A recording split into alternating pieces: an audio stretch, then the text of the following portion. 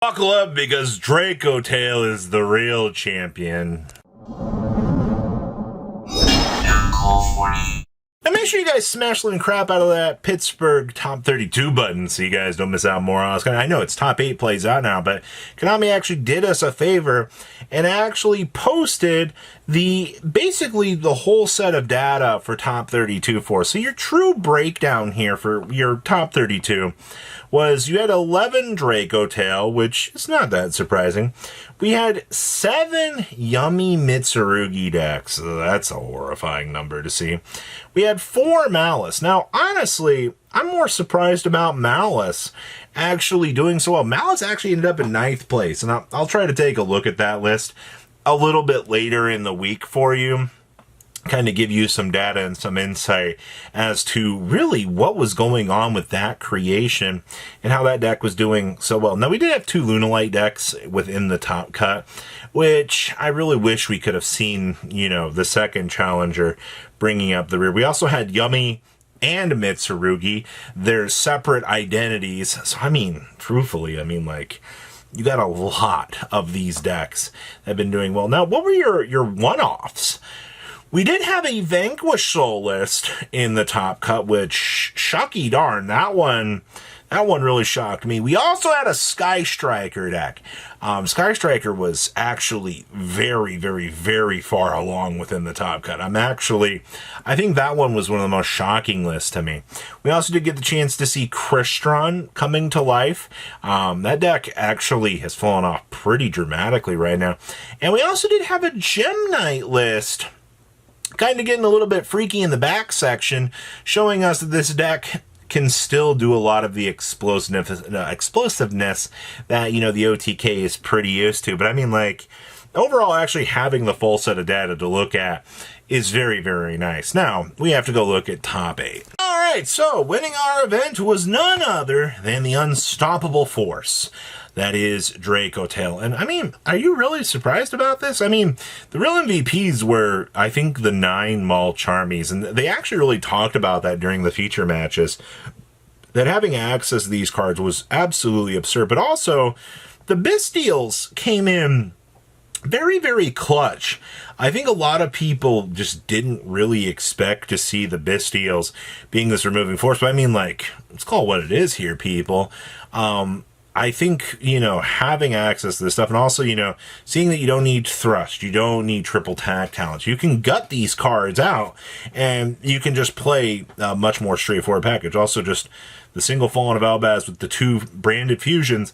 This has been the stuff we've been looking at for a while within this format, and it still shows itself to be developing very, very, very strong. So not too bad. Next up, it was Yummy Mitsurugi. Now, one of the coolest things about this list is just we've got the Dark Ruler No More built into this bad boy. Being able to have Dark Ruler up on standby to be able to blast and just give yourself, oh, you built a really big board. Well, thanks, man. I'm going to just go ahead and slam this down and validate everything that you got going on, and I can play the game. Nice barrier statue you got there, bucko. It no longer has an effect. So, this duelist actually took precautions to be able to play around a lot of the problems that the meta kind of develops with. And I actually think that was a very, very strong play. So I got to clap for that. That's really, really cool. We do get to see 1 copy of the field spell in the main deck, side decking the additional copy. Once again, you're playing Mitsurugi. And also, we've trimmed down on a lot of the Mitsurugi cards. Just going with the 1 Saji and the 1 Murakuma with the triple Amino Habagiri. Yup, that's exactly what we tend to see. Oh, well, hello there. So one of the MVPs for this list was Dragon's Mind, which, okay, so your trade-off is we're losing Bystials, we're losing additional Mall Charmies, but we're going to play Dragon's Mind. The minute you get something on the field, 2,500, it's looking very, very strong. Also, shout out to the Fallen and the Virtuous. Spot removal, and then the ability to just trigger Albion or something during the end phase to go recruit for another piece is very, very strong. You do see that we have more of a branded esque package here, which I think is fine. You know, I'll be on being one of those fundamentally broken cards within the space right now. I mean, look at all this branded access you've got down here. One branded named monster is doing a lot. And also, you know, being able to bring this off of spheres is also kind of hilarious, but this build's not playing spheres, so just the little things you could technically do depending on how, you know, you're playing. Oh, well, hi. So this is, I guess you're getting the best of all worlds here. You couldn't quite step away from the Fallen and the Virtuous, but, you know, having access to one is good enough, right? I also do see, well, this is a callback. I cannot tell you the last time that I saw my dear old friend Blazing Cartesia trying to still be a relevant card, because every time I look around in the space, it feels like Blazing Cartesia has just been forgotten. So to see that one duelist didn't forget about Blazing Cartesia, and that, you know, we're still actively trying to play this card, I think is actually really, really nice. It definitely shows that, you know, the card is still powerful. I do see that, you know, we did have the Meows here. We do get to see Called by the Grave still doing very, very excellent for what it needs to do. But outside of that, okay. I mean, this is about what I was expecting. Next up here, we have Lunalights. I think this is one of the most surprising challengers out of the weekend, and the fact that people still don't respect this deck in its entirety coming through. Also, you know, heavy polymerization is just, this card is so good, man. We appreciate how strong this is. Also, getting to watch the counterplay to this, you know, watching the Horn fling their monster back and force, you know, you having to use worse cards to be able to make, i.e., you know, the Leo Dancer, but it was fine. I mean, this duelist did a wonderful job showcasing the power of this. Still seeing the one Fractal within the main deck here. I think that Lunalight is still going to remain one of the best picks that you can actually mess around with within the current space, just because Tower's monster that can double attack and clear out the game, the more hand traps that you walk into, the worse it feels. Another Mitsurugi challenger. Oh boy, but hey, this one remembered the Lancias, alright? This is one of the first lists out of this weekend that just straight said, hey, we're still going to remember to play these. We still want to be able to kind of have the protection that, you know, the format needs to give to us. And I think that's actually kind of an important concept, right? You just want to be able just to have that generalized protection just to be able to kind of plow through. And I think that's actually a very, very good thing to see. I mean, outside of that, I mean, this is all just standard Mitsurugi stuff.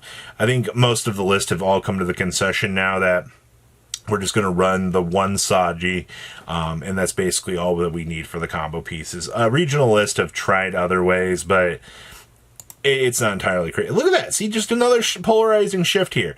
Look, this is the way to go about it. Now, this list, I mean, you're still seeing some interesting stuff. I mean, Droplets and Dark Rulers are very, very, very techy tech choices right now. I'm honestly just surprised to see the Dark Ruler actually, after the loss of Barrier in these Floodgate cards, now we're choosing to play the Dark Ruler no mores.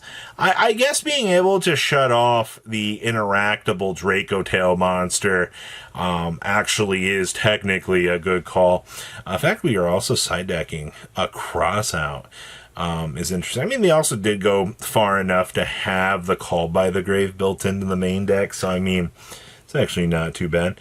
And of course, you know, the Mulch Army good stuff, getting their job done. But also, I just noticed this. We're down to one cookie and one Lollipo. Oh no, the ratios. Oh.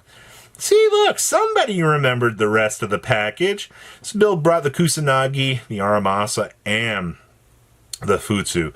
They just said, yeah, call up the whole squad, get them in here. Let's see what the boys can do. I mean, they did something. They made their way to top 8. That's good enough, right? Obviously, like, if your opponent's going to play into Futsu, just enjoy the free bodies. Just enjoy cultivating, you know, the free value. And usually it's going to pay off extremely well for you. So, honestly, not too bad. This was an interesting event. I'll see if there's anything else interesting. I know there's a Sky Striker list and the rest of that, but we'll get there. So please, leave a comment down below. Tell me what you guys think. I'll see your beautiful faces. Back you day, guys. Patrons, thank you.